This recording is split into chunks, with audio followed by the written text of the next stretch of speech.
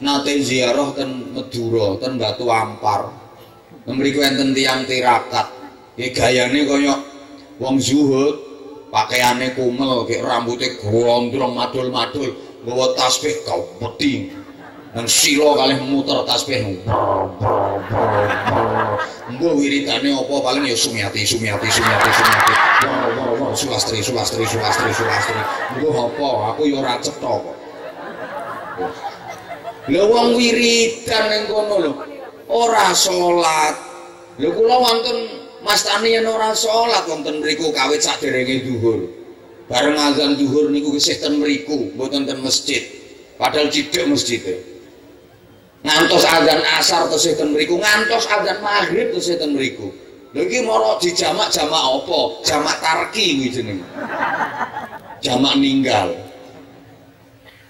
Badhe isak ten warung ngopi kalih kula.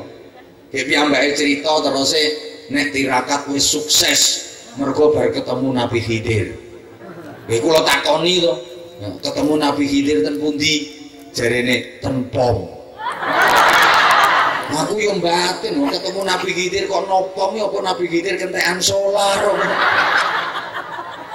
Assalamualaikum warahmatullahi wabarakatuh. Waalaikumsalam warahmatullahi wabarakatuh. Bismillahirrahmanirrahim. Alhamdulillahi rabbil alamin wa kafa. Alladzi an'ama 'alaina wa hada. Asyhadu an la ilaha illallah wahdahu la syarika lah. Rabbul aradina was samawatil 'ula. Wa asyhadu anna Muhammadan 'abduhu wa rasuluh. Nabiyul Mustafa.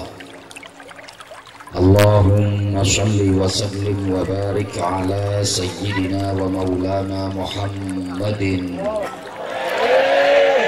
nuril huda wa syamsid duha wa badrid tuja wa ala alihi wa ashabihi ahli tuqa wan naqa wan najah. Subhanaka la ilma lana illa ma 'allamtana innaka antal alimul hakim. Rabbi shrah li sadri wa yassir li amri wahlul 'uqdatam min lisani yafqahu qawli waj'al li waziran min ahli. Rabbana iftah bainana wa baina qaumina bil haqqi wa anta khairul fatihin. Amma ba'd. Sadat al-masyayikh, ulama anal kurama, wonten ngarsanipun para alim, bapak-bapak kiai, ibu-ibu nyai, para sesepuh lan bini sepuh, sedaya pengurus jamaiyah Nahdlatul Ulama dalam semua tingkatan dan jajarannya ingkang dipun ta'zimaken, pejabat pemerintah saking forum komunikasi pimpinan kecamatan, Pak Camat, Pak Kapolsek, Pak dan Ramil, ingkang kita hormati kepala desa, para perangkat desa dan tokoh-tokoh masyarakat, konco-konco panitia, sahabat-sahabat Banser yang luar biasa ingkang kita banggakan, hadirin hadirat, Bapak Ibu para sederek,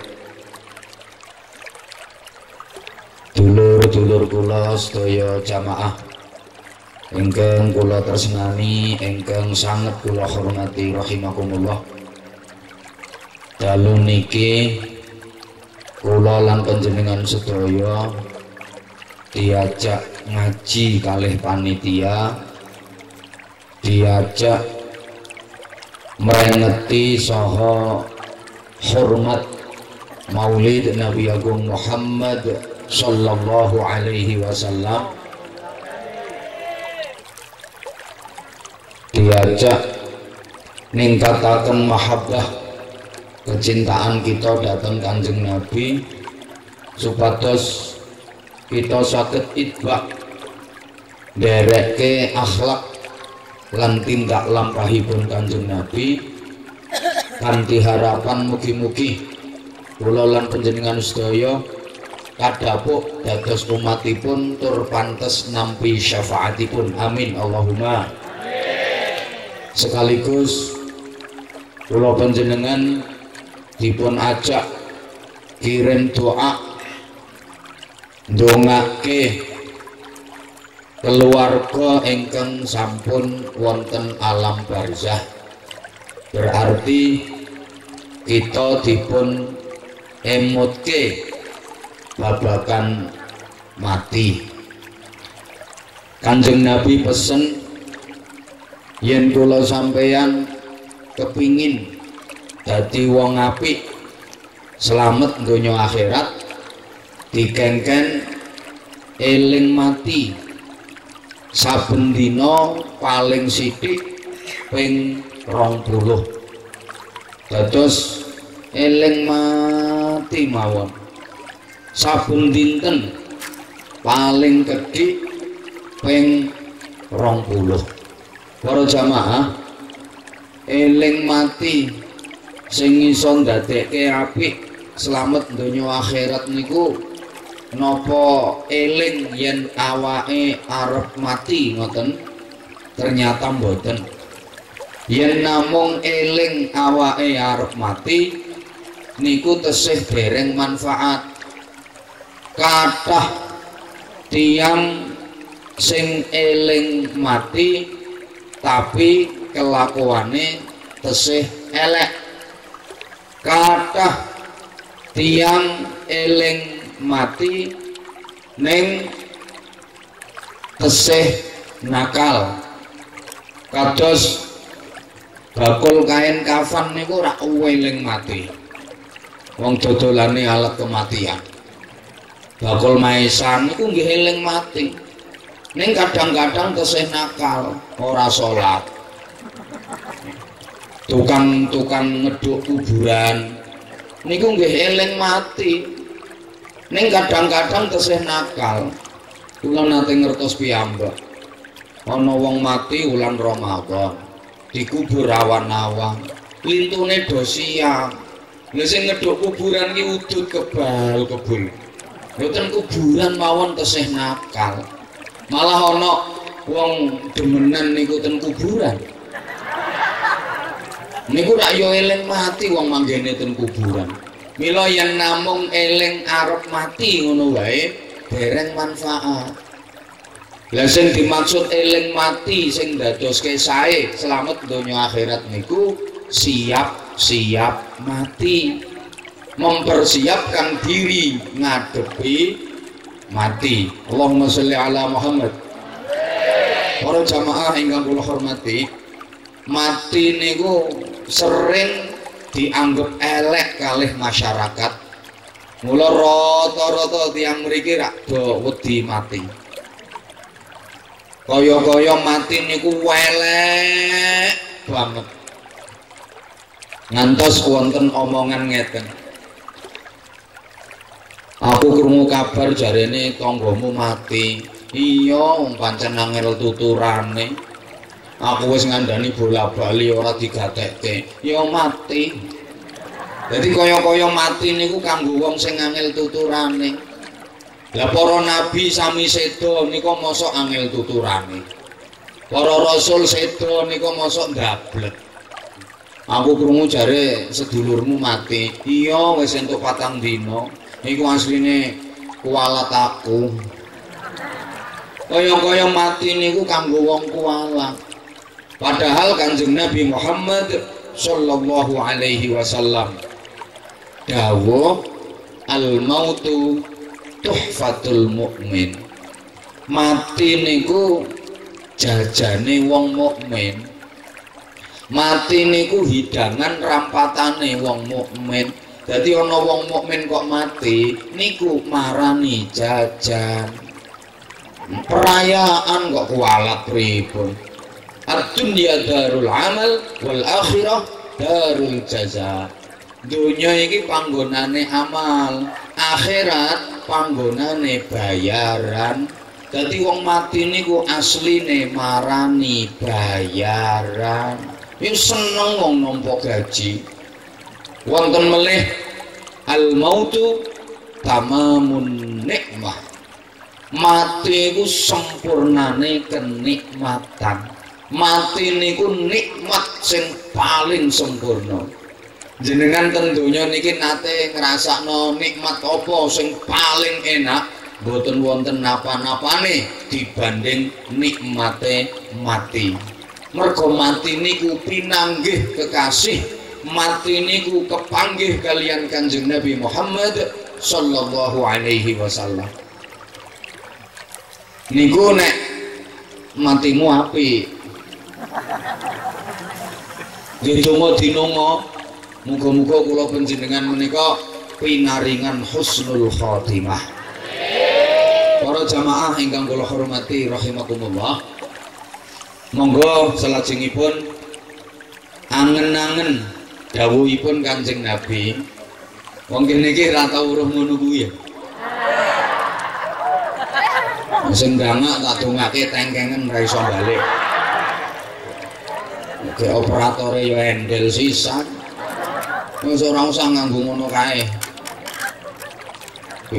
Ono kae terus aku ora digatekke. Mosok aku kok dibandingke karo ngono kae. Ayo angen-angen dawuhe Kanjeng Nabi, wa ahbib man syi'ta fa innaka mufariquh. Seneng ana sapa wae sakarepmu. Tapi awakmu kudu ngerti, awakmu kudu eling, awakmu kudu sadar yen awakmu bakal pisah karo sing mbok senengi. Seneng bojo, seneng sakarepmu. Untel-untelen. Uyel-uyelen. Seneng. Ning awakmu kudu ngerti, kudu sadar yen awakmu bakal pisah karo bojomu. Seneng anak, seneng sakarepmu, tapi awakmu kudu sadar awakmu mesti bakal pisah. Seneng putu, seneng tapi mesti pisah. Seneng sapa wae, seneng sakarepmu, tapi mesti bakal pisah. Menungso niku akhire pisah. Saniki kempal ngeten menika akhire mesti pisah.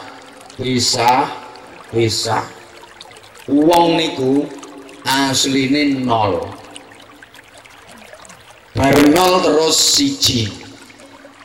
Bar siji terus loro. Bar loro terus telu. Bar telu terus boten.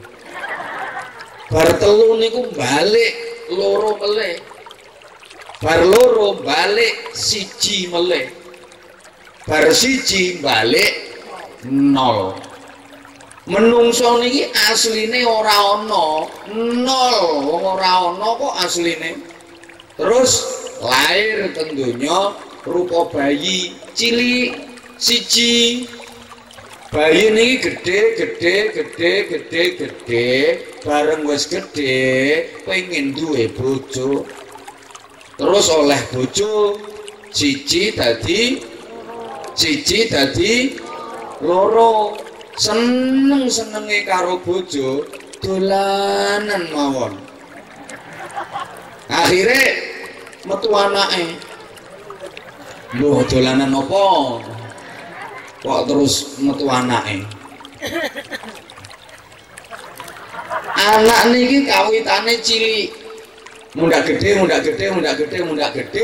bareng anak wis gede metu teko omah. Anak niku nek wis gede rata-rata metu teko omah, mbuh katut bojo, mbuh katut gawean. Telu balik dadi loro. Mula akeh lho wong duwe anak 7 bareng wis sepuh karonan meneh karo bojone. Aku saiki wis karonan meneh karo Mbak Yumu, Dik. Nek wong ponakanmu ya wis ucul dhewe-dhewe. Karek loro sampeyan karo bojo. Bu, suwe-suwe bojo sampean mati. Akhirnya karek sampean ijen loro dadi siji. Nah, bar niku sampean dhewe mati. Dadi pira? 0. Jadi menungso ku saiki kumpul kaya ngeten iki, akhirnya pisah. Padahal rata-rata menungso niku nggak ada kepinginan kumpul terus kalih keluargane. Pengen kumpul karo bojone, pengen kumpul karo anake, pengen kumpul karo putune, karo sedulure, karo keluargane, sak teruse. Nggih napa nggih? Niku watak. Mula wong Jawa nggak ada semboyan, mangan ora mangan sing penting, mangan ora mangan sing penting, enak, mangan ora mangan ya wis to nak, sing penting kumpul. Menungso niku saking pingine kumpul terus kalih keluarga. Nganti ana wong duwe anak 5 niku lho, digaweke omah dempet-dempet. Pepet-pepetan, jejer-jejer, enak, omah cilik-cilik ya wis, sing penting kumpul sedulur. Nek kumpul ngene iki enek apa-apa kan penak. Iso rundingan, atine ayem. Nuwun sewu para bapak, para ibu, kula pesen dhateng panjenengan. Panjenengan iki nek gaweke omah anak-anake panjenengan, diusahake aja didempet-dempetke, aja dikumpul-kumpulke ngono kuwi, aja dipepet-pepetke, mboten sae. Sing apik jarake ra ditebe. Zawiru wala tujawiru. Dulur niku sing apik tilik-tilikan, sambang sinambang, mboten pepet-pepetan, mboten dempet-dempetan. Sedulur iki nek omahe dempet-dempetan gampang ono masalah. Perkara cilik iso dadi gedhe. Wong kadang dulure dehem ngono ae iso perasaan. Krungu deheme, iya bar entuk arisan. Pamer. Wong entuk arisan ya ora kecer babar pisan. Mbok omah pinggire kan omahe dulure. Nutup kulkas ngebanter jebrak ngono kuwi ati iso tersinggung. Bar kok pasar entuk anggur ponakane ya ora dikeki. Bener nek meleki. Padahal aku nek duwe apa-apa anake ya tak keki. Mergo dempet-dempetan. Diteni rata-rata masalah sing gedhe-gedhe niku ora karo wong liya, tapi karo dulure. Nggih napa nggih? Mula leres ucapane wong-wong iki lho. Sedulur kuwi nek adoh mambu wangi, nek cedhak mambu lho ya. Nek adoh ngangeni, nek cedhak nyebeli. Wong dulur niku kaya bal. Ngertos bal to nggih? Bal niku nek adoh diuber, digodak, bareng wis cedhak diapakno? Tendang. Dulur niku ngono kuwi. Kaya bal, nek kempes ya disebul, ya ora mentolo duwe dulur kok kempes. Disebul ning bareng wis melentung diapakno? Tendang meneh. Pangapunten para jamaah, wonten melih wong niku saking pengene kumpul terus sak keluarga nganti ndamel kuburan keluarga. Lawon tentu nggih wong sing damel kuburan keluarga. Tujuane ya apik, urip kumpul, mati kumpul. Nuwun sewu nggih, jenengan iki umpama kok damel kuburan keluarga, nggih kenging-kenging mawon, monggo. Ning umpama kok jenengan gawe kuburan keluarga niku paling-paling iso ngumpulke kuburane wong pira? Paling kuburan sampean, kuburane bojo sampean, karo kuburane anak. Engko tekan putu wis angel, tekan putu wis repot. Mergo putu sampean ku ya putune besan. Engko nang besan sampean ya pengen gawe kuburan keluarga dhewe. Masa kok ditugel demi persatuan?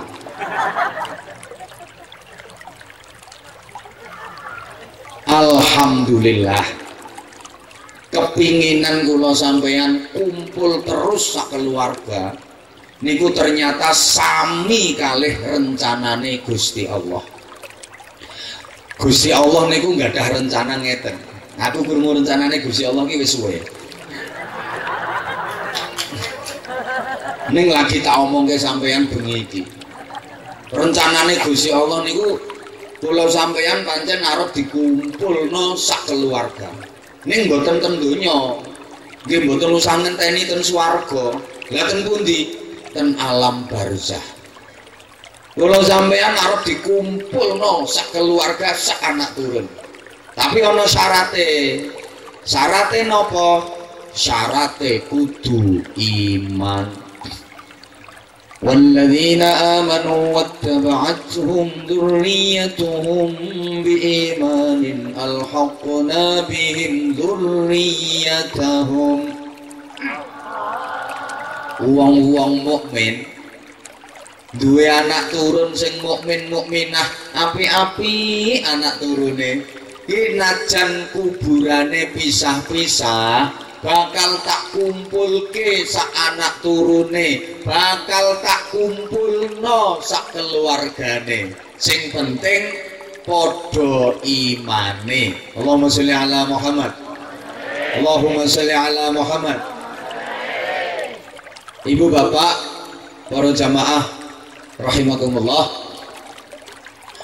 pokok podo imane kula sampeyan sak anak turun bakal dikumpulno. Halo halo, mungkin timbul pertanyaan, lah saiki nek kuburane prenco-prenco gek pisahe adoh-adoh apa ya iso kumpul? Jawabane saged. Mergo sing kumpul mboten awak, ning sing kumpul roh. Ngumpulke roh niku beda karo ngumpulke awak.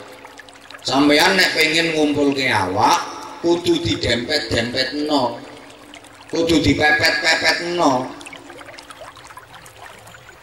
Tapi nek ngumpulke roh ora kudu mepet. Roh niku ora ana adoh, ora ana parek. Adoh kaya ngapa? Yen sambungane cocok dadi parek saged kumpul. Parek kaya apa? Yen sambungane ora cocok dadi adoh, ora iso kumpul. Nah, roh niku beda karo awak. Halo. Ki dirungokke ora to? Sing kumpul roh senes awak. Lah menungso niki asline kan roh yang sangat halus, bahkan lebih halus daripada makhluk halus. Mulane nek eneng menungso kok takut sama makhluk halus, salah. Orang manusia itu lebih halus daripada makhluk halus kok. Awak niki namung wadah, jasad niki namung wadah. Terus sing ketok niki sanes menungso niki namung wadahe menungso. Mula yang diparingi wadah rondo apik, aja kemlelet, aja kemlinti, aja sombong. Wadahe kok disombongke. Kadang dikai wadah rondo ayu sithik ngono, masyaallah endele jan kentir tenan kok. Ning mlaku iki jentik-jentik. Ditekoki tanggane ora semaur kok. Ndak pundi, Mbak? Ndak level. Wong ming wadah wae kok. Wedok-wedok lho kadang leh ngrumat wadah ora karo-karuan. Isine ora didandani. Niku ming wadah. Ngono eneh ngrumat, ya Allah, lambene dicet, alise diaspal. Pipi kiwa tengen pasangi lampu. Nek perlu untune dipageri. Kuwi rai apa perumahan. Oke, hidupe dipasangi hidup palsu, lek dikekedep jan kaya kepething mlaku ngono. Men wadah wae kok. Asline menungso niki roh. Lah ngumpulke roh mboten sami kalih ngumpulke awak. Roh niku ora ana adoh, ora ana parek. Najan wadoh yen sambungane cocok kumpul. Najan parek yang sambungane ora cocok ora iso kumpul. Mula roh niku sambungane kudu padha. Roh apik saged nyambung kalih roh apik mawon. Mboten iso nyambung kalau roh elek. Allahumma sholli ala Muhammad.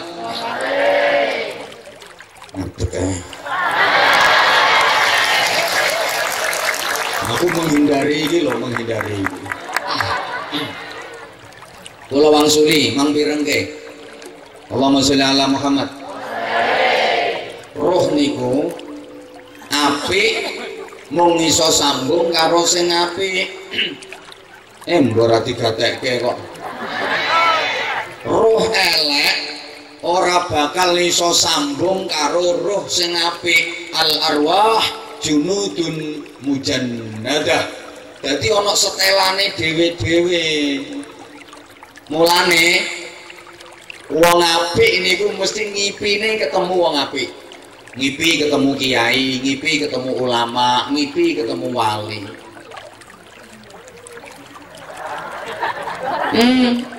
Sampeyan ya tau ngipi tapi ya petuk cempe. Petuk pedet, kadang petuk bedes barang. Soale yang ngipi iki yang golek setelan dhewe-dhewe.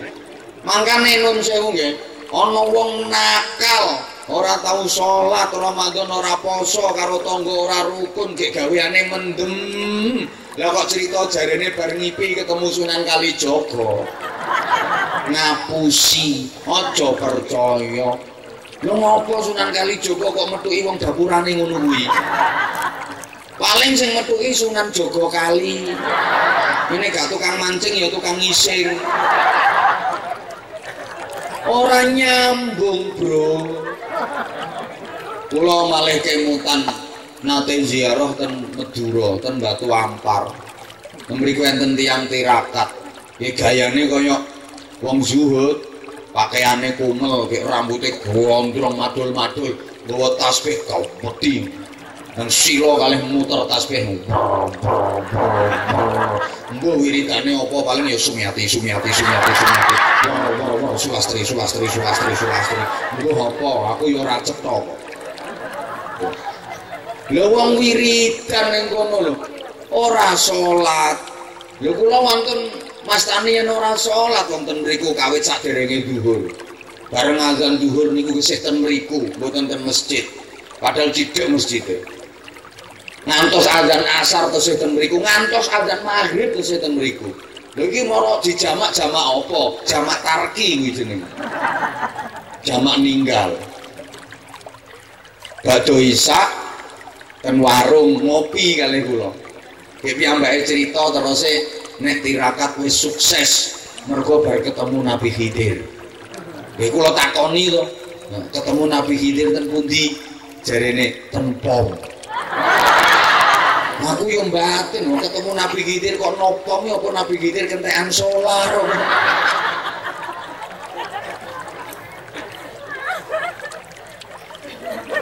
Wis aja ngandel nek ana wong model ngono kuwi.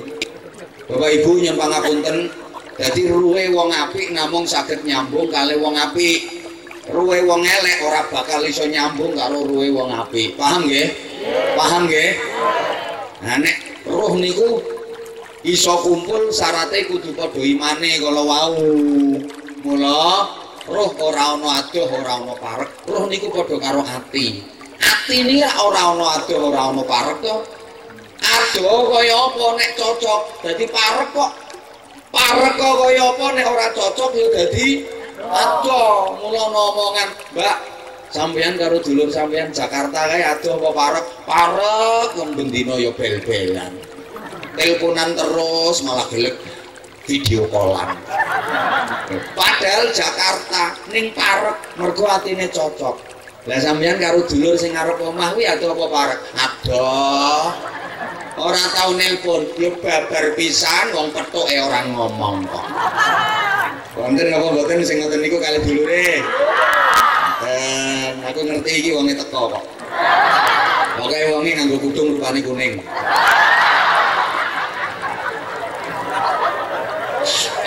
Yang merasa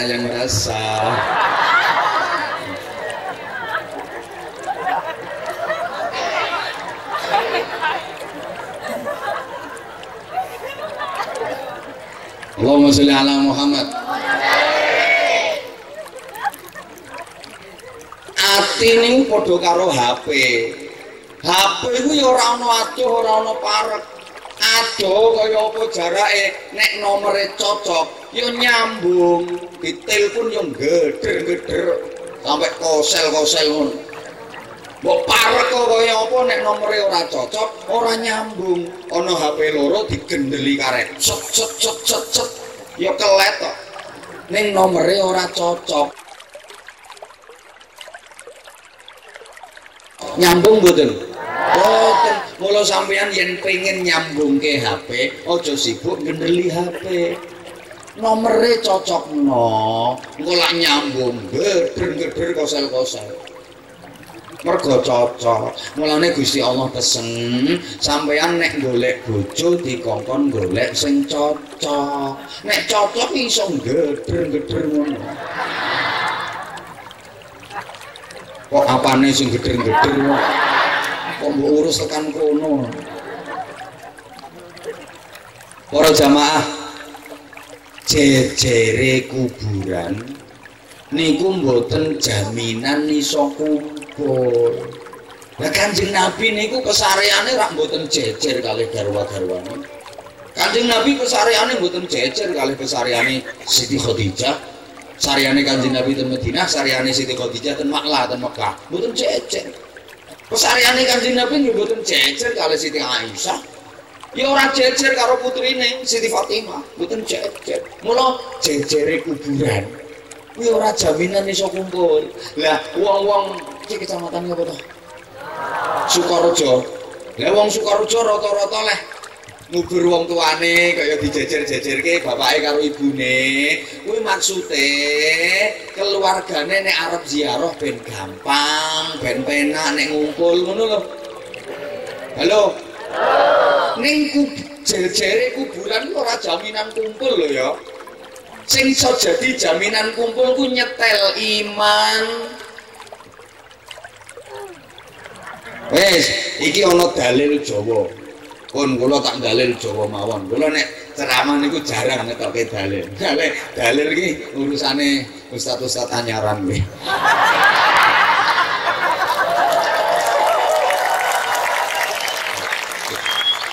Mang titeni wae kiai-kiai alim, kiai-kiai sepuh, kiai-kiai NU. Kuwi nek ceramah maringi tausiah jarang banget ngetokke dalil, paringi wawasan pengertian. Jadi alasane wong sing ora pati hafal dalil.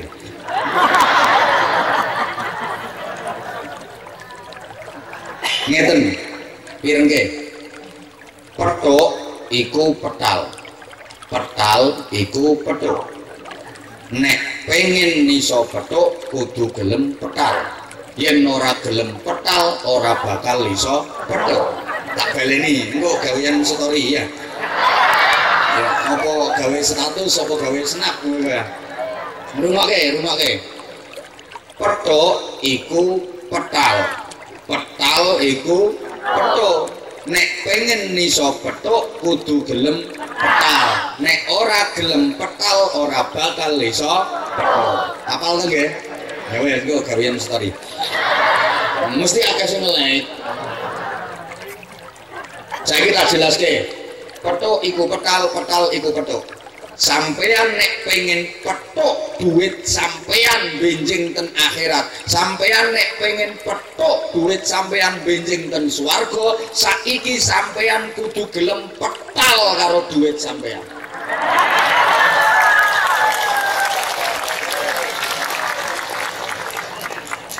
Duit sampeyan ki petalen gawe santunan yatim. Duit sampeyan petalen gawe nyumbang pesantren. Duit sampeyan petalen gawe jariah ten masjid.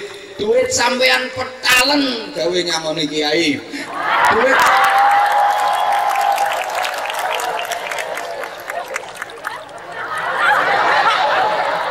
yen saiki duit kok sampeyan petal benjing ten swarga sampeyan bakal petuk karo duit sampeyan kuwi. Ning yen duit sampeyan kok sampeyan petuk wae nang donya, digegem wae, dikekep wae, didekep dhewe, benjing no akhirat ora bakal iso petuk malah petal pun duit ning digegem didekep dhewe tanggane ora ngrasake babar pisan kamu nggo sugih tangga ora ana sing dikeki rasane sampe entute diwadahi botol wong telek wis metu digoreng meneh ayam mbok petuk terus duitmu iki benjen ten akhirat malah petal ora bakal iso petuk mula iki engko ana panitia sampun niki wong nggih niki enten departemen pengemisan mangke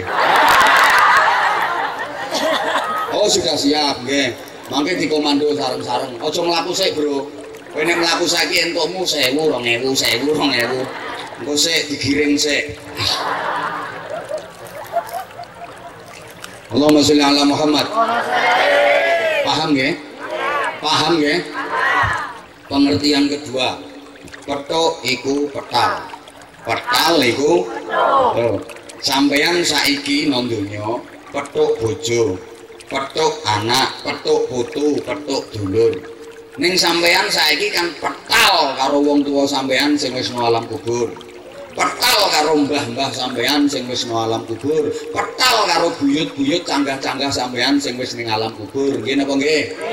Nah, sekedap melih nek sampean mati, sampean petal karo bojo, petal karo anak, petal karo putu, petal karo dulur, ning sampean petuk karo wong tuwa nang alam kubur, petuk karo mbah-mbahe nang alam kubur, petuk karo buyut-buyute canggah-canggahe nang alam kubur. Paham? Paham. Sampean kan gak ada mbah sing teng kene alam barzah, nggih? Nggih. Mosok sampean ora pengen petuk mbahe no alam barzah kono? Kok ora patek pengen to kok? Mosok ora pengen petuk mbahe no alam barzah kono? Iki putu model apa to iki? Putu kok ora kangen bae. Menungso niku uripe kalih Gusti Allah didamel enten-entenan. Ngertos bahasa enten-entenan nggih? Nek bahasa Bojonegoro istilahnya saling menunggu.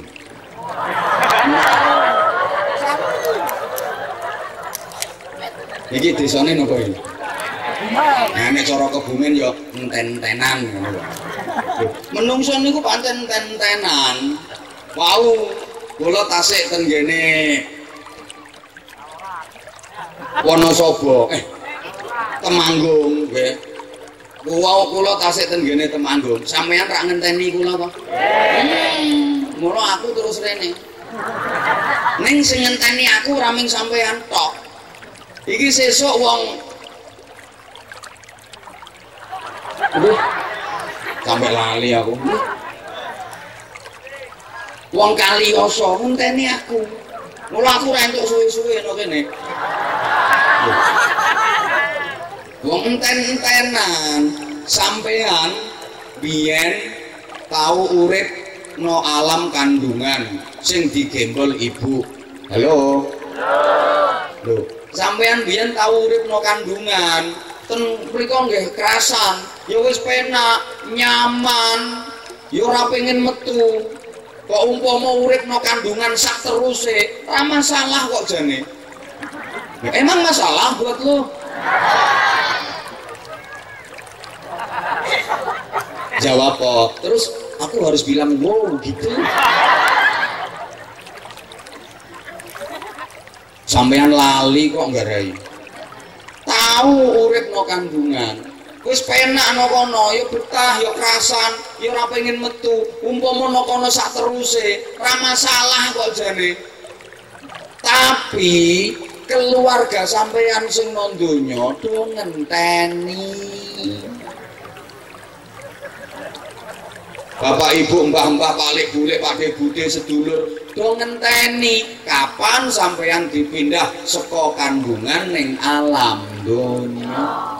Kene apa keluarga sing nang donya kok ngenteni? Mergo bener no kandungan kuwi wis penak.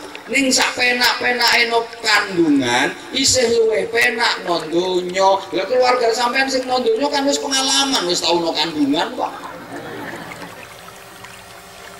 No kandungan niku dhewean, mboten wonten rencange. Terus panganane yo getih het niku. Kok diguyu to? Esuk, awan, sore, bengi, ten kandungan panganane nggih getih het niku. Esuk het anget. Engko awan het adem. Kok diguyu to? Kuwi tenanan kuwi.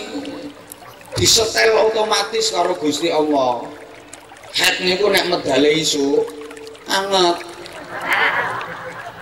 Nek medale awan wayang panas adem. Nih padha karo susumu lho, Bu. Air susumu sorry. Ana aire. Kebrucut tok.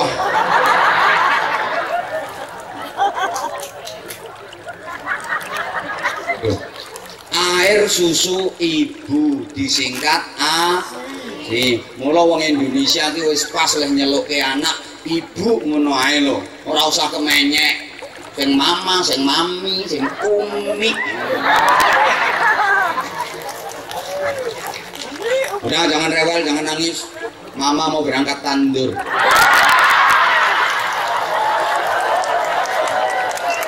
Papamu juga lagi kerja. Daud di sawahnya Lekto. Ora usah kemenyek, ibu ngono nek disingkat pas ASI, air susu ibu. Lemuk celono mama berarti tadi asma. Air susu mama, lemuk celono emak berarti nek asem. Lah nek mbok celono umi, air susu umi ASU. Ibu ngono ae lho. Anak kula ten bojo kula nggih tak nyeluk ibu ngono ae, ora usah aneh-aneh. Wong Indonesia kok. Indonesia yo nganggo adat Indonesia ngono lho. Iki pakaian Islami ala Indonesia wis ngene iki. Kowe ora usah aneh-aneh. Jubahan klensre lemah. Irungmu pesek. Yo. Menek klopo jubahan. Kowe ora entuk klopo-klopomu loro meletus karo.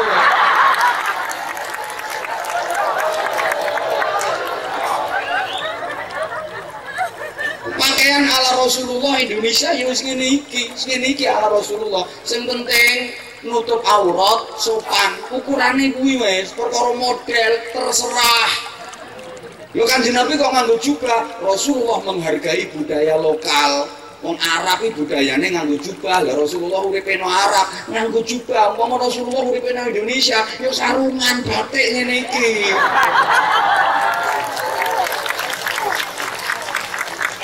Makasih.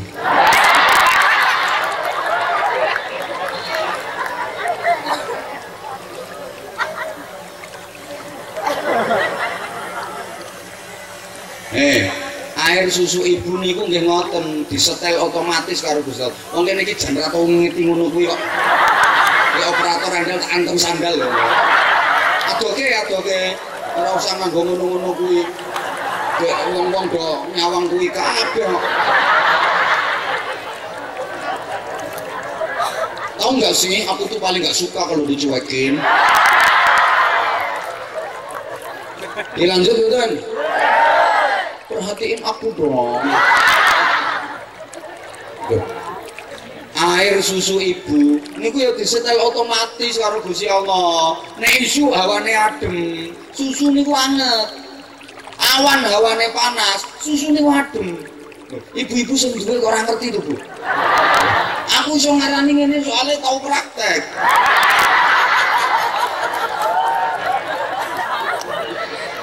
Ayo cobaan nek ora percaya. Nek wayah hawa adem terus peres. Anget.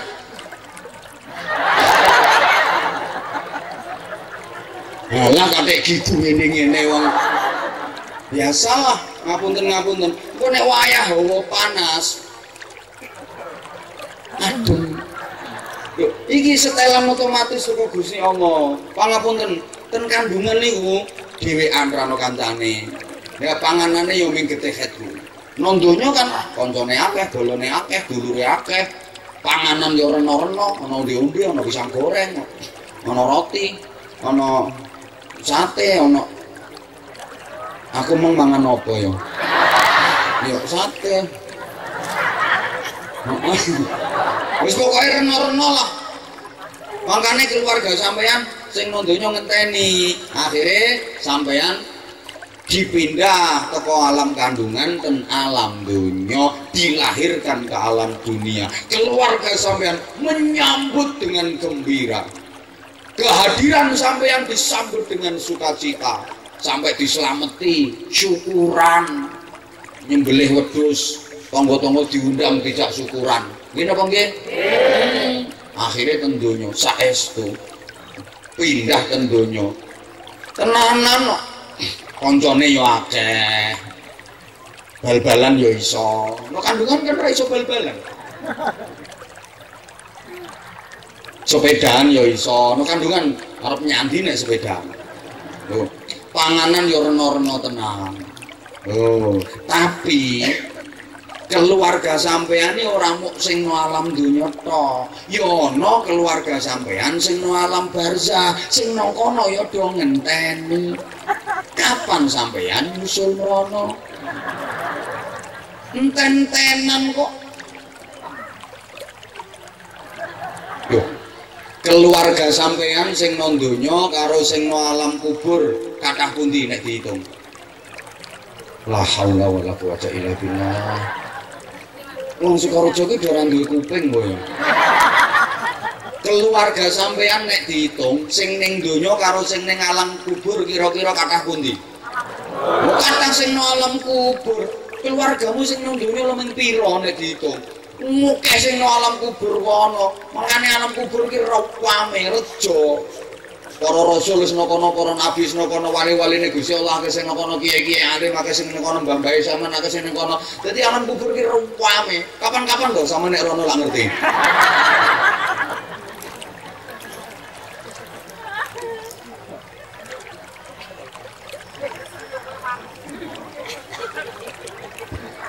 Lah keluarga sampean sing no alam kubur kono ngenteni kapan sampean dipindah rono. Kenging napa kok ngenteni? Sebab no alam donya iki bener wis penak.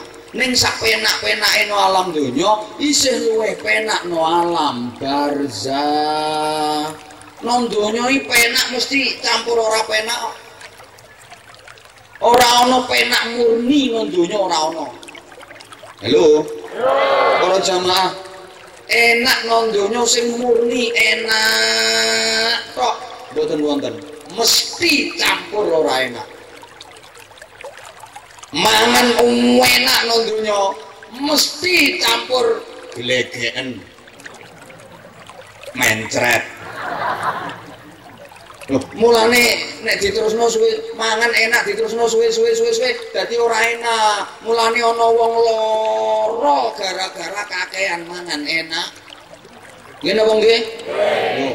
Ngombe seger nang donya enak mesti campur tembung. Lho ngono lho.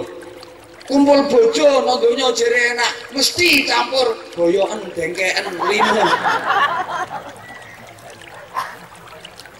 Enak nang donya iki mung kawitane tok. Engko nek wis suwe dadi ora enak. Apa mesti ala Muhammad? Kawitan nek isih cilik apa-apa penak, apa-apa enak, lungguh enak, ngadeg enak, mlaku enak, mlayu enak, penekan enak. Bareng wis mundak tuwa, mulai mundak ra patek penak. Lungguh wis alian ping 4. Lho, nggih to? Nek klopo wis ora iso. Nek wis tuwa tenanan, malah ra iso apa-apa. Wis ra penak babar pisan. Bojo yo ngono. Nganten anyar yo penak banget mbawun dino.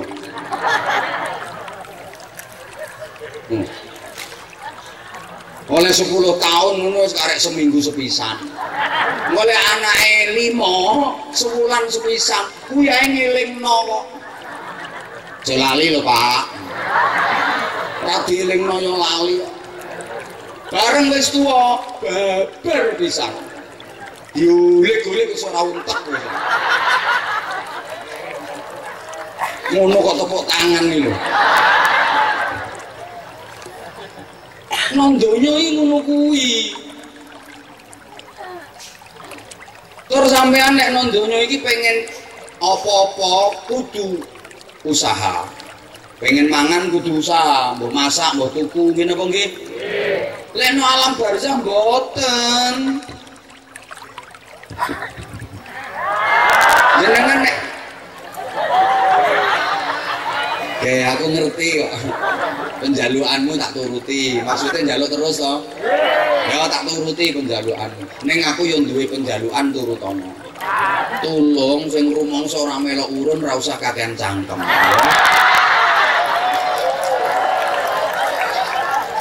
Meneng ora nyumbang rewel. Meneng pangkatmu apa? Wong sing dadi ndan ramil Kapolsek camat meneng. Mergo ya ora nyumbang. Dadi nyumbang apa? Gayane sambutan makili bupati.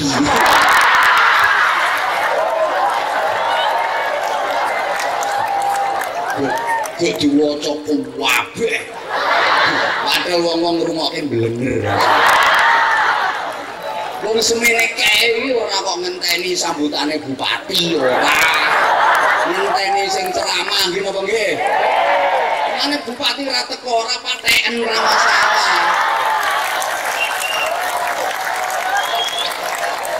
Ono kate diwakili sambutane. Makili ringkes ngono ae. Saya mewakili bupati, mohon maaf nggak bisa hadir menyampaikan salam. Mudah-mudahan Kendal tetap aman. Wes.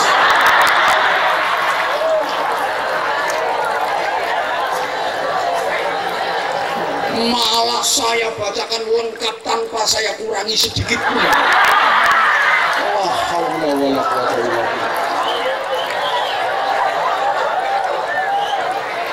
Wong semene oke iki wis ngenteni aku. Lho kono iso ngene. Kemudian daripada itu. Camat.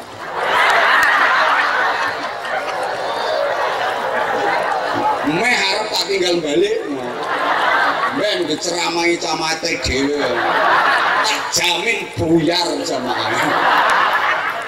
Nyawang brengose kaya wedi.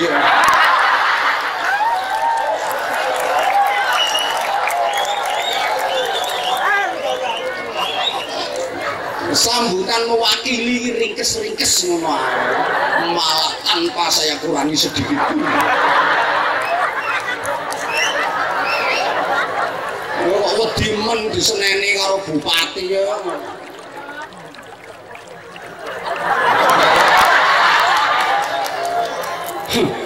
Lah wong saya ngaji di hadapan menteri, di hadapan jenderal-jenderal polisi ya seperti ini, apa maneh nang ngarepe camat.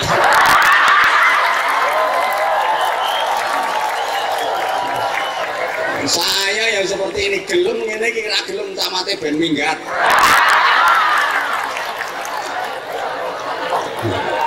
Camat minggat sama sekali tidak mengurangi hikmahnya acara malam hari ini. Nek penceramah minggat buyar. Krungu Mas Camat.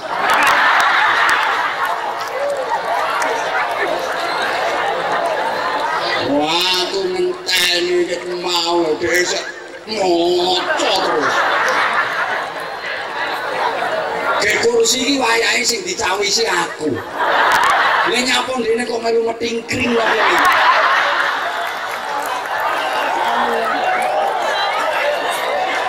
Iki ngono nyawisi aku, Mat. Nek camat cerdas sih ngadeg sambutane. Aku ngerti kenapa kok lungguh moco.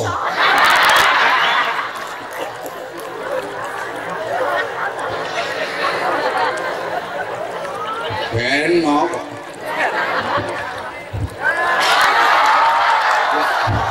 Allahumma sholli ala Muhammad. Engko sik, Bro, engko sik. Engko sik. Mangke riyen nggih, sayang, mangke riyen. Mangke riyen kersane kangge masjid niki angsal kata.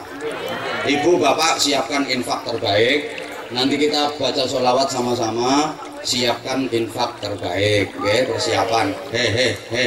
Kudung kuning 2000 lebokno neh. Lebokno meneh.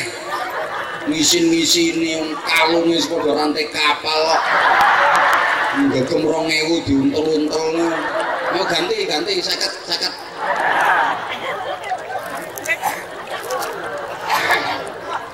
Mangke riyen sampean mangke riyen. Iki urung rampung iki. Kok nek wis ganti acara ganti bahasan ngono lho. Tengah-tengah dipedhot ngene iki ora penak. Padha karo wong ising urung rampung dipedhot nambah kembung ngono.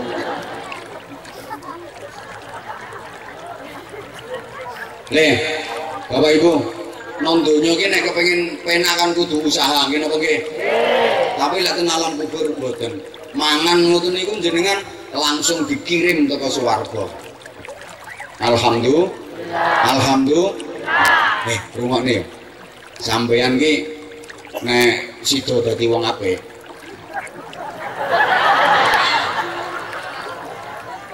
Ya muga-muga sida.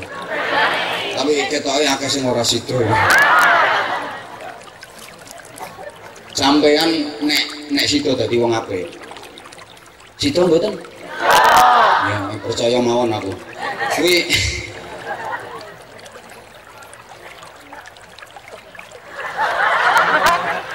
benjing ten alam barzah penak banget.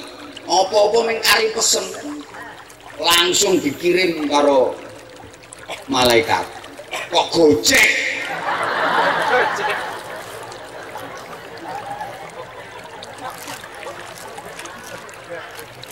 Pokoknya wis kepenak banget lah.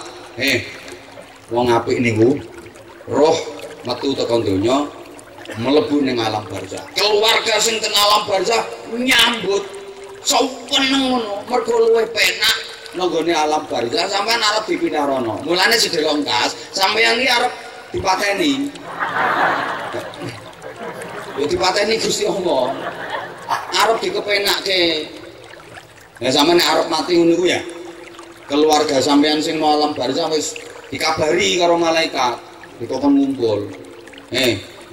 Dulur-dulurmu kabari kabeh. Kon nglumpuk. Iki arep ana bolomu sing teko rene. Bolomu arep ana sing teko rene. Ora suwe kok sedherek engkas. Iki ketoke wonge wis meneng. Wong loro nang wis meneng cara bayi ngono wis mapan. Sirahe wis nggo ngisor kari metune. Kok wedi ngono Bu sampean ketoke? Itu nusa wedi. Nek wong apik roh metu teko donya mlebu ning alam barzah. Keluarga sampeyan sinten mriku wis nyambut. Padha karo nek ning donya arep nyambut laire bayi. Petok keluarga rakut-rakutan gapyuk-gapyukan rangkul-rangkulan saweneng ya selametan ngono. Ora ngandel ya wis. Kaya wong kondur teko haji ngono kuwi lho, disambut dengan kehormatan. Wong donya ngarani sampeyan mati, wong alam barzah ngarani kelahiran yang kedua. Kok dikandani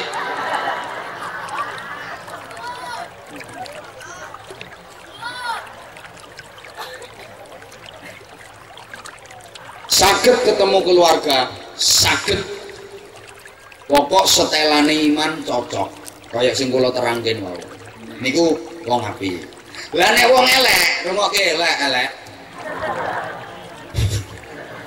Matine elek.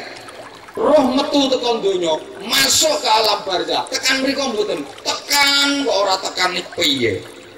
Tekan keluargane sampeyan sing kono wis do nyambut kedatangan sampeyan. Ning urung nganti ketemu karo keluarga, roh elek wis diculik karo Densus 88. Nah kono yo ono ndan Densus 88. Tangkep lebone penjara bleng.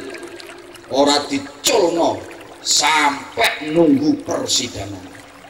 Padahal wontene persidangan niku tenggene akhirat bakane kiamat. Ten alam barzah niku mboten wonten persidangan. Aku krungu-krungu kabar kok ngono.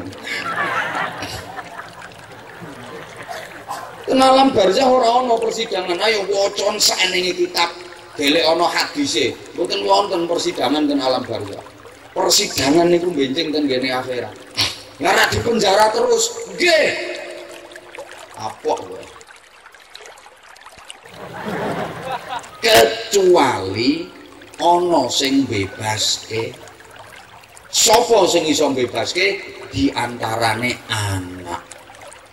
Mulane anak niku penting sangat para rawuh. Wong ra duwe anak niku susah, nggih napa nggih?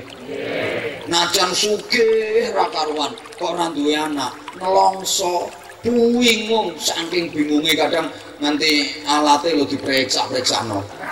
Ya mbok menawa madhepe kurang pancer apa kurang atos apa piye.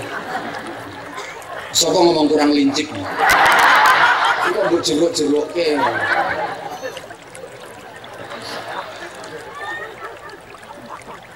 Ya Allah.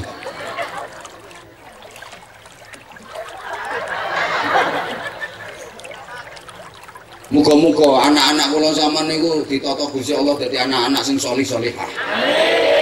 Lho, anak nek salih-salihah iku iso bebaske wong tuane sing dipenjara no alam barzah. Anak nek apike wong tuane mati, mikir ibune mati, anak mikir buke iku mbiyen geleg-gegeran karo tangga kae. Tak paranani ngono. Budukane dipenjara no alam barzah. Akhirnya tangga sing gelem dijak gegeran bukane diparani. Golek aku ape omong. Napa nak? Buke mbiyen kok gelem gegeran karo sampean. Iya nak, wong pancen ibumu cangkeme luweh. Wong sak desa ya tau dicelako kabeh. Ya pira-pira salah ibuke. Sampeyan ngapura ya golek ya aku anake njalukno ngapura. Iya nak ra apa-apa wis tak ngapura. Lho ngono kuwi lho. Ibune sing dipenjara no alam barzah langsung dibebasno tanpa persidangan. Penake duwe anak apik. Bapake mati anake mikir. Bapakku biyen tau nyambut gawe kerja sama karo Pak D. Mbok menawa duwe utang urung dibayar kedhisikan mati. Pak D ini ditekani. Assalamualaikum Pak D. Waalaikumsalam. Lho sampeyan nak? Nggih Pak D, kula badhe matur. Ana apa nak sawangane kok penting? Kula badhe tanglet Pak D. Bapak niku sing rak nyambut gawe kali jenengan. Iya pancene bapakmu biyen kerja sama mbek aku. Ya suwe ana 20 tahun. Kula kok kepikiran to Pak D. Ana apa? Nek menawa bapak enggak ada hutang ten jenengan dereng dibayar nang kedhisikan mati. Pancene iya nak, jenengan kok mboten sanjang to Pak D. Aku ngomong nang awakmu ora percaya, ge awakmu sik cilik. Napa utange bapak niku jenengan bebaske Pak D? Ya ora. Aku ya sik arep-arep asline. Lah pinten to Pak D utange bapak? 20 juta nak. Catetane yo eneng kok. Pun Pak D saniki utange bapak tanggungan kula. Kula sing nanggung, tapi kula nyicil Pak D nggih. Terjadi akad. Anake niate tenanan meh beresi utange bapake. Lha iki bapake sing dipenjara no alam barzah langsung dibebasno tanpa persidangan. Lho, penake duwe anak apik. Wis sing mikir jelas anake nakal kuwi, jelas. Ya anakku bendina kok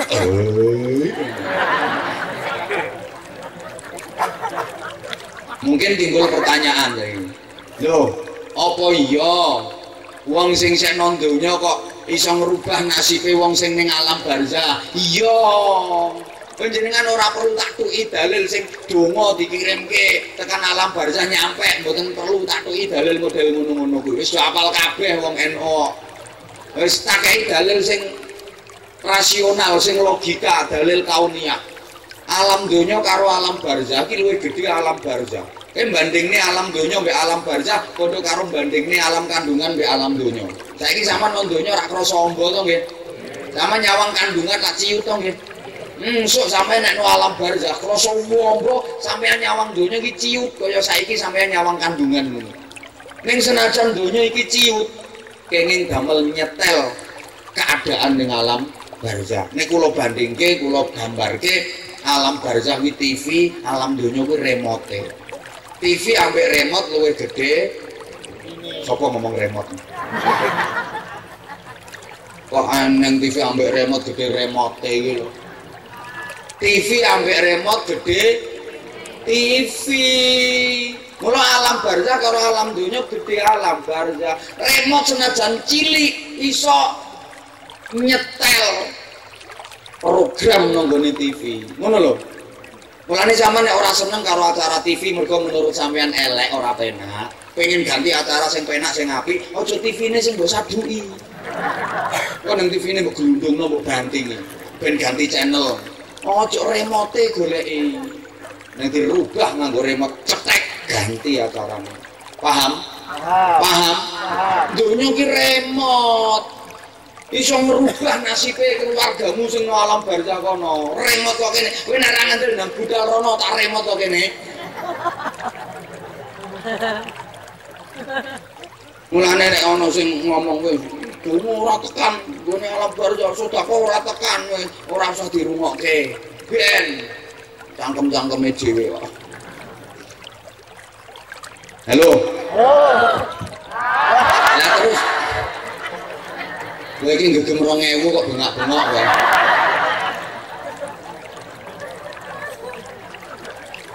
Penting lah, mangke sing penting setelane iman cocok. Nah saniki monggo kanca-kanca panitia dibantu sing rontok kathah niki lagi separo lho iki ngajine.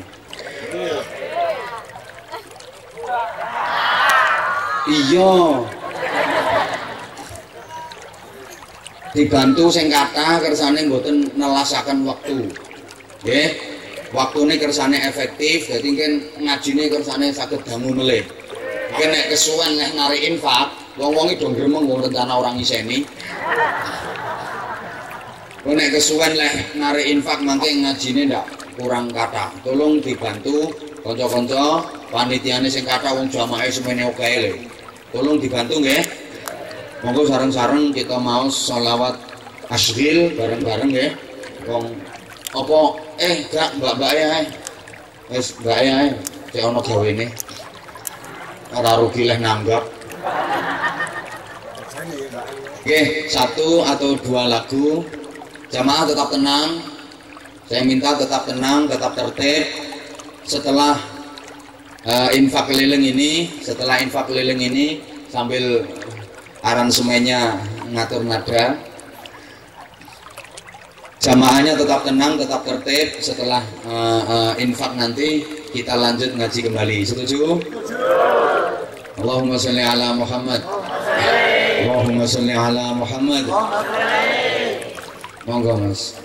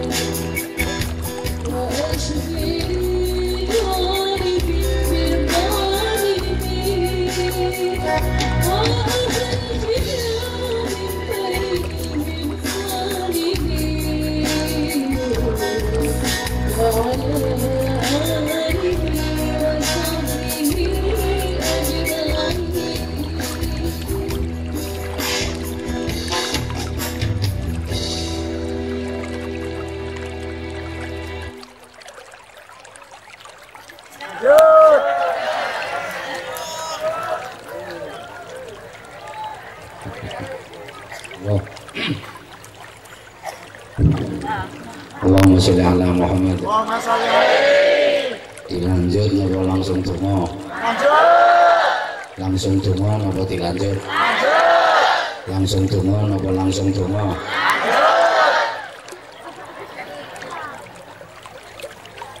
Sing penting nyetel iman. Mula Nabi Yakub alaihi salam badhe seda niku piyambakipun muwun. Muwun niku napa?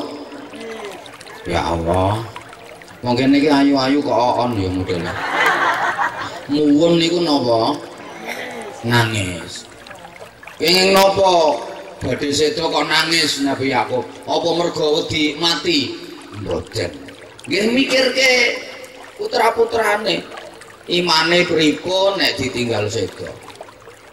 Mila badhe seda niku putra-putrane dikempalke. Wa il hadara yaqub al maut il qala li banihi ma ta'buduna min ba'di. Anak-anakku, soalnya bapak wis mati nak, seliramu kabeh nyembah apa nak? Nek bapak wis mati, apa sing mbok sembah nak? Umpamane putra-putrane didikan sae, jawabane nggih sae.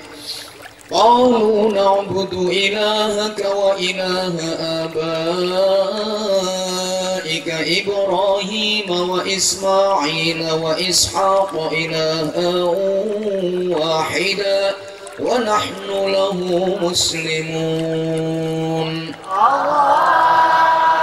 Bapak, kula sadherek ingkang putra nggih tetep nyembah Gusti Allah. Boten wonten pangeran ingkang hak dipun sembah lan ditaati kajawi Gusti Allah. Ya wis nek ngono bapak lega terus sedo. Sami nggih kalih piyantun mriki. Wong Sukorejo lho, wong Kebumen nek arep mati ya mikirke imane anak-anake.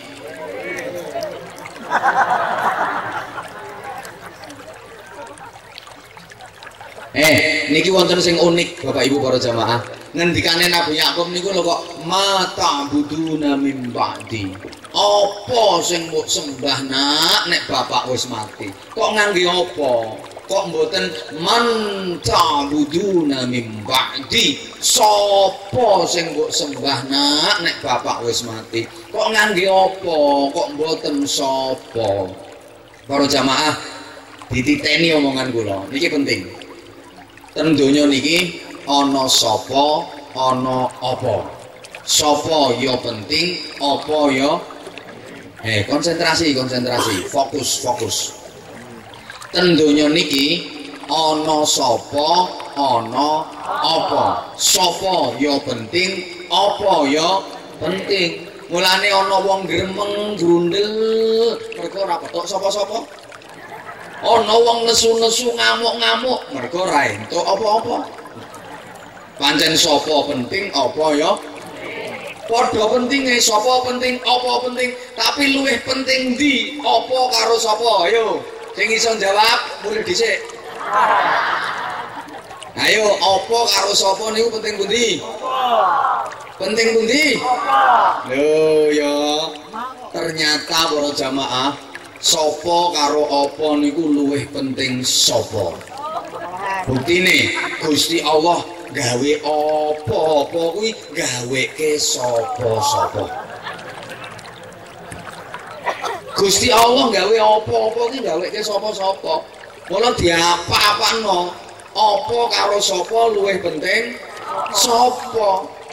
Ning mergo kekeliruane menungso sepanjang sejarah, kesalahan manusia sepanjang zaman menganggap lebih penting apa daripada siapa. Ngapunten nggih. Wong Kebumen, wong Sukorejo ki rata-rata nganggep luwih penting apa tinimbang sapa. Mulane ana omongan, nek aku ya ora sapa-sapa, ya endi sing ana apa-apane. Nek ana apa-apane aku ya gelem cek sapa-sapa. Nek ora apa-apane aku ya emoh sapa-sapa ndak. Ngapunten nggih.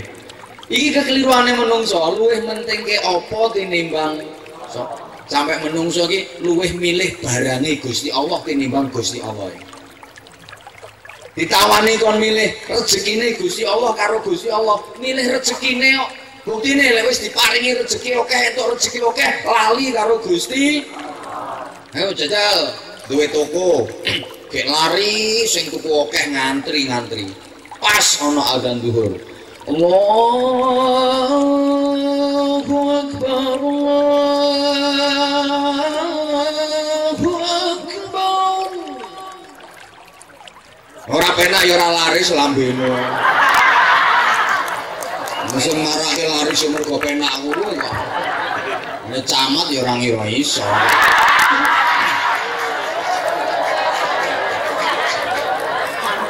Mulane camat itu sambutan ra usah dawa-dawa. Ya wis ngajak masyarakat rukun, pajak kon bayar, wis nang rampung ngono. Itu tugase yo ming kuwi. Cobi misale pas duwe toko gek laris sing tuku ngantri-ngantri ngono kuwi pas azan zuhur. Ayo mara masjid salat jamaah apa nuruske leh adol. Kuwi jenenge luwih milih barange Gusti Allah tinimbang Gusti Allah. Pancene wong Kebumen, wong Sukorejo iki kaya bocah cilik. Nesu yo benek. Kaya bocah cilik sak camat-camate. Kaya bocah cilik. Luwih milih barang timbang wong kok. Ngene lho, sepurane mangrungokke. Ana bocah lanang cilik umur 3 tahun. Bocah lanang cilik lho ya, umur 3 tahun. Terus ketok ana wong wedok ayu bagi-bagi permen. Kira-kira bocah lanang cilik umur 3 tahun ki milih sing bagi apa milih permene? Milih permene wong cah cilik kok. Lah nek bocah lanang umur 30 tahun milih permene apa milih sing bagi? Milih sing bagi, wong larang sing bagi. Yo enak sing bagi timbang permene. Wong kuwi nek cerdas milih Gusti Allah timbang barange. Nek sampean kan milih barange timbang Gusti Allah. Cah cilik. Jajal kok nyambut gawe ora digaji. Halo. Halo. Niki kesalahan manusia sepanjang sejarah. Nyun pangapunten sanget nggih, apa karo sapa iki dipentingke apa? Mulane nek arep pilihan bupati, pilihan DPR, pilihan kepala desa, ana wong kok ditakoni, "Mbak, kira-kira sok sampean ki milih sapa, Mbak?" Ya ora sapa-sapa. Ya endi sing ngekeki apa-apa. Lha nek ora ngekeki apa-apa aku ya ora sapa-sapa. Ora kudu milih, ambekan maneh aku iki apa.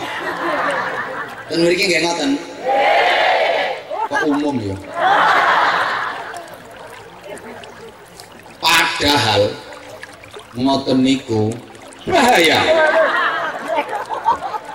Wis saking bahayane umat milih pemimpin sing dadi ukuran kok apa, ora nganggo ukuran sapa. Niku bahaya. Masyarakat milih pemimpin sing digawe pertimbangan kok apa, orang gawe pertimbangan sapa. Iki bahaya karena akan melahirkan sik ta urung wayahe tepuk tangan. Urung wayahe kok keplok. Rungokno sik sampai rampung kok lagi keplok. Umat kuwi nek milih pemimpin sing dadi ukuran kok apa, mboten ngangge ukuran sapa. Umat masyarakat milih pemimpin sing dadi pertimbangan kok apa, orang nganggo pertimbangan sapa. Iki bahaya karena akan melahirkan pemimpin-pemimpin sing ora gelem mikirno sapa-sapa, ora gelem ngopeni sapa-sapa, ora gelem belani sapa-sapa, ora gelem ngurusi sapa-sapa, senengane golek apa-apa, senengane ngentekno apa-apa.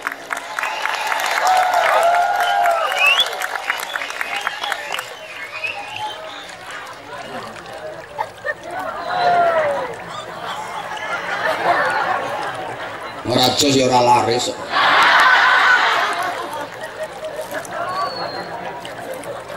Ya ngono kuwi sing garakno pemimpin iki ora gelem belani sapa-sapa, ora mentingke sapa-sapa, ora ngopeni sapa-sapa, ora ngurusi sapa-sapa, senenge golek apa-apa karo ngentekno apa-apa. Iki kesalahane menungso dhewe, kesalahane masyarakat dhewe. Akhire apa karo sapa luwih larang? Apa karo sapa luwih berharga? Apa kuwi barang sapa kuwi wong? Milih barang timbang wong. Saiki larang barang kok karo wong. Lho Kanjeng Nabi wis memprediksi saya kuno adzalla min syatihi. Sok bakal ana zaman wong karo wedhus kuwi luwih larang wedhuse. Niki nek men wis kok Sukorejo wis saiki.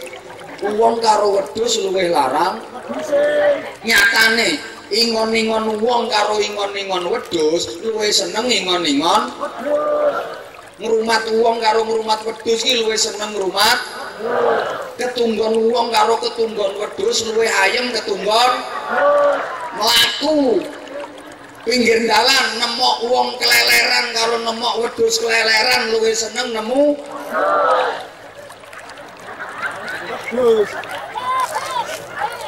sampai ana wong wedok lho didolani mbae. Ditekoki karo mbae. Nduk, dalem ta. Ketoke kok ngingu wedhus. Nggih, Mbah, damel sampingan timbang nganggur. Tak dongake, Nduk, muga-muga wedhusmu tambah akeh. Guyu ngono ku seneng ngono. Amin. Matur suwun Mbah nggih dongane mugi-mugi wedhus kula tambah kathah. Didongakno wedhuse tambah akeh seneng banget. Entuk 2 wulan didolani meneh karo Mbak. Ditekoki, "Nduk, dalem, Mbah. Kok ora ketok anakmu?" "Duka, Mbah, medal ketinjing." "Ya tak dongakno, Nduk, muga-muga anakmu tambah akeh." Ora guyu ngono. Tambah nyaprut. Donga apa to, Mbah? Ngono kuwi. Ora usah donga ngono. Anak loro wis pegel. Didongakno wedhuse tambah akeh seneng. Didongakno anake tambah akeh ora seneng. Iki jane bolone wong apa bolone? Iki wedhus kaya wong apa wong kaya? Kok ora cetha to saiki?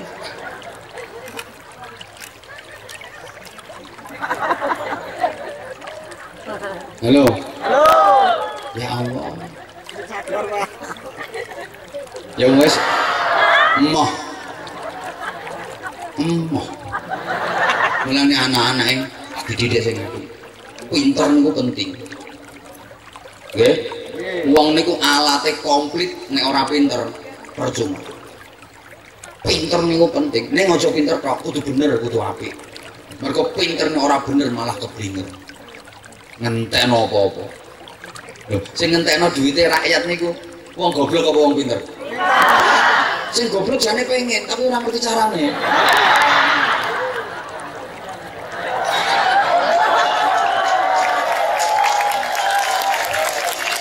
Yakin sing tepuk tangane goblok kabeh. Sing uripe bingungke wong akeh wong goblok apa wong pinter? Wong pinter, wong goblok ora iso bingungke wong akeh, dhek bingungi karepe dhewe.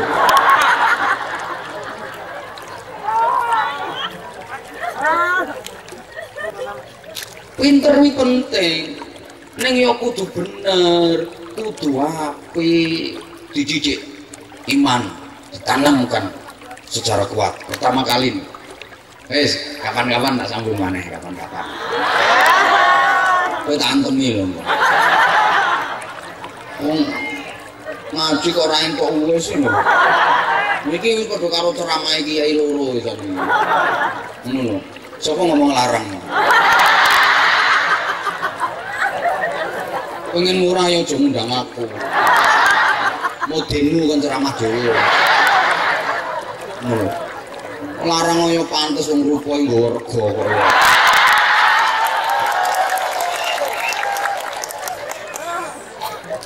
Wes. Moh.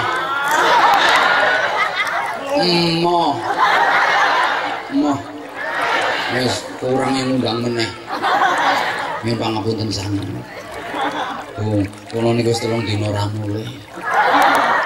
Anggitmu ora kesel. Wis kurang sedina entas. Makasih. Aku tuh sebenarnya tahu kalau kamu sayang banget sama aku.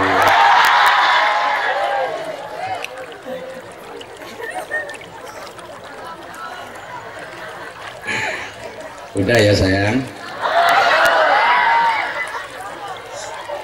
Nanti lain kali kita ketemu lagi. Wis, nek iya.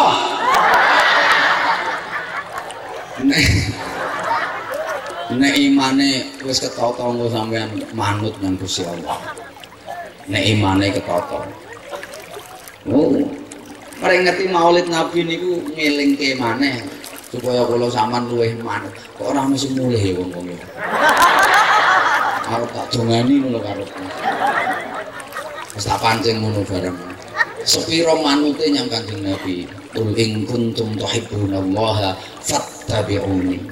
Manuto nyang Kanjeng Nabi. Yen gelem manut nyang Kanjeng Nabi, yuhibbukumullah. Pasti kamu akan dicintai Allah. Bukan hanya itu, wa yaghfir lakum dzunubakum. Dosa-dosamu akan diampuni oleh Allah. Amin. Wong manut niku disayang. Apa wae nek manut mesti disayang. Saman duwe anak nang manut yang wong tuwa mesti sampean sayang. Rapati manut, rapati disayang. Nablet jarke wae. Wong lanang duwe bojo najan rupane ora pati ayu, ning manut, ikhlas, setia, sabar, jujur dan neriman. Masya Allah. Oh, aku nganti dangak-dangak. Wong lanang sayang banget di bojo ngono kuwi kudu ngingoni terus. Ngono diramban-ramban ke godhong kreng apa. Kok duit piro nek ora iman? Nyok, kekno kabeh. Sawah sak parine kekno, kandang sak sapine kekno, garasi sak mobile kekno, lemari sak isine kekno, toko sak isine kekno, omah sak isine kekno, kathok sak isine kekno kabeh. Ora ono sing enak. Mergo eling manute kuwi lho. Sebalike duwe bojo najan rupane wayu ning ora manut, gek diomongi mbeweli, dituturi bantah, ngomel, kadung nyelatu ora iso leren. Leren-lerene nek keturon tok.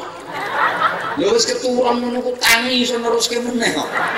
Judule ya padha bersambung runtut ngono kuwi. Ana ki wonge pokoke nganggo kudung kuning sing ngono kuwi.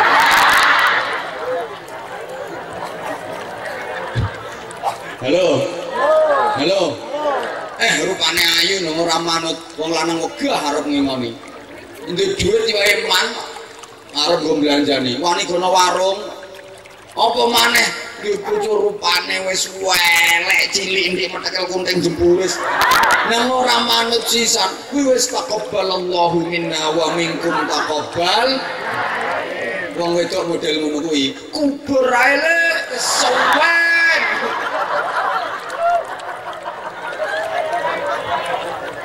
Wis welek ora manut pisan.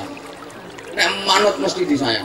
Nek manut iki ora padha, ana manut tenanan, ana anut grubyuk. Lek manut tenanan ibadah mesti semangat. Ngaji mesti semangat lek manut tenanan. Semangat.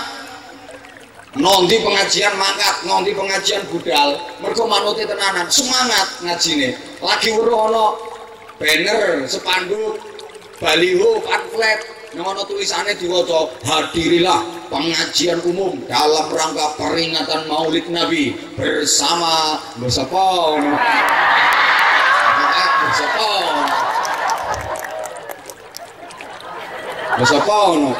wih semangat loh, iki kapan ya iki? Oh tanggal 12 nyambi tuh ki yang gini ayo rombongan lapangan rombongan padahal lagi ro baliho tulisane ngono kuwi ambek ana fotone sapa ngono. Fotomu ya ora payu. Jajal nang foto nek digedhekke. Pokoke fotone wong kuwi le. Sapa ngono.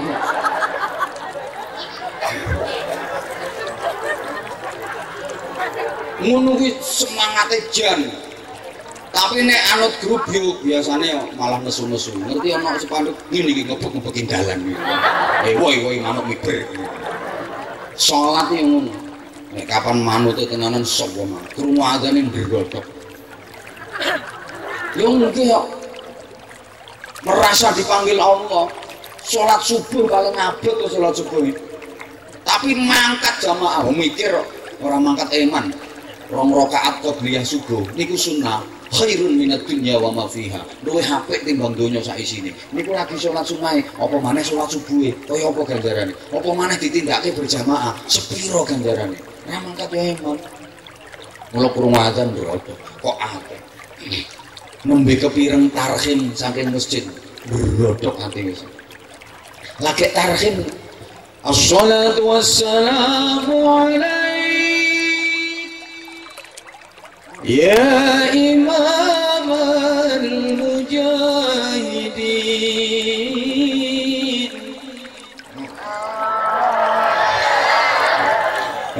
Masjid Kebumen nek tarhim rak kowe enak ngoten to nggih.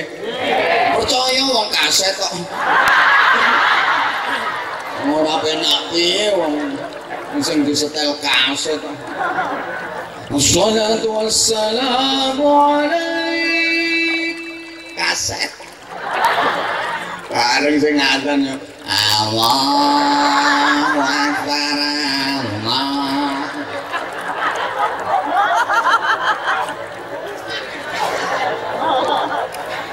Gila manute tenanan carek wis tarhim ayo salat jamaah keluargae dibukai kabeh kok meneh kok adzan wisan ki adzane wis tekan as-shalatu khairum minan naum as-shalatu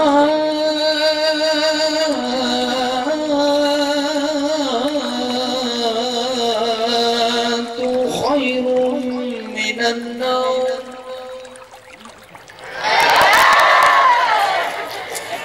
Makasih. Subhanallah. Nah, aku tuh dari tadi merasakan sesuatu semua. Cuma aku diem. Ada yang dari tadi bukannya dengerin kata-kata aku, tapi kayaknya ngebayangin. Lah nek bayangke ngene aja. Gane yo aku dadi bojone wong kowe.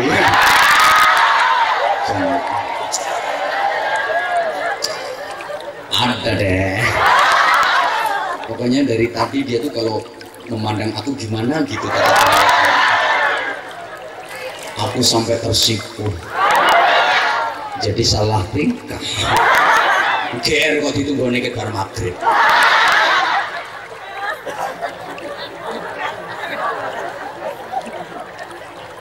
Semangat. Berangkat nang masjid.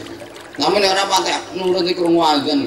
Allahu Akbar, Allahu Akbar. Ngono ku malah nesu. Wah. Adzan meneh. Iki cangkeme sapa? Seneng ayo. Oh, adzan ki piye yo. Tekan masjid iki gayane suwe cek. Masing manute tenanan yo semangat takbiratul ihram Allahu Akbar kabir walhamdulillah katsir. Sing rapatek meneh Allahu Akbar.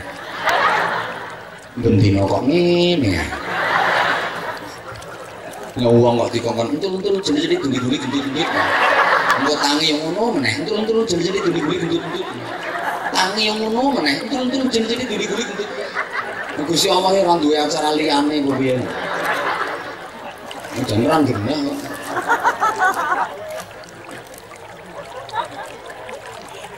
Manut itu temenanan level atas. Orang mikir enak apa ora enak. Ora enak kaya ngopo nek diperintah mangkat, enak kaya apa nek dilarang mandek. Niku jenenge manut. Pun samene tambahane moh.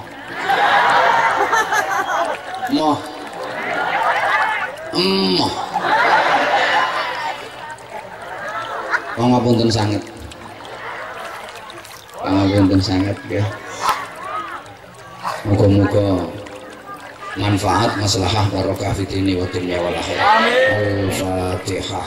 A'udzubillahi minasyaitonir rajim. Bismillahirrahmanirrahim. Alhamdulillahirabbil alamin arrahmanir rahim maliki yaumiddin. Iyyaka na'budu wa iyyaka nasta'in ihdinas siratal mustaqim. Shiratal ladzina an'amta 'alaihim ghairil maghdubi 'alaihim waladdallin. Rabbi wa liwalidayya wa lil mu'minin amin ya rabbal alamin. Allahumma shalli 'ala sayyidina Muhammadin wa 'ala alihi wa sallam radhiyallahu tabaraka wa ta'ala an sahabati rasulillahi ajma'in walhamdulillahi rabbil alamin. Allahumma ij'al jam'ana jam'an marhuma wa tafarraqana min ba'dihi tafarruqan ma'suma. Allahumma inna nas'aluka husnal mahabbah وحسن المتابعة لنبينا وحبيبنا وشفيعنا وقرة أعيننا محمد صلى الله عليه وسلم في أقواله وأفعاله وأحواله برحمتك يا أرحم الراحمين. اللهم ثبت إيماننا ونور قلوبنا وسلمنا في الدين والدنيا والآخرة. اللهم لك الحمد ومنك الخراج وإليك المشتكى وأنت المستعان وعليك البلاغ ولا حول ولا قوة إلا بك. ربنا آتنا في الدنيا حسنة وفي الآخرة حسنة وقنا عذاب النار وقنا عذاب النار وقنا عذاب النار وأدخلنا الجنة مع الأبرار برحمتك وفضلك يا عزيز يا غفار يا حليم يا ستار يا رب العالمين. جزا الله عنا سيدنا محمد صلى الله عليه وسلم ما هو أهله بفضل سبحان ربك رب العزة عما يصفون وسلام على المرسلين والحمد لله رب العالمين. سبحانك اللهم وبحمدك أشهد أن لا إله إلا أنت أستغفرك وأتوب إليك. السلام عليكم ورحمة الله وبركاته.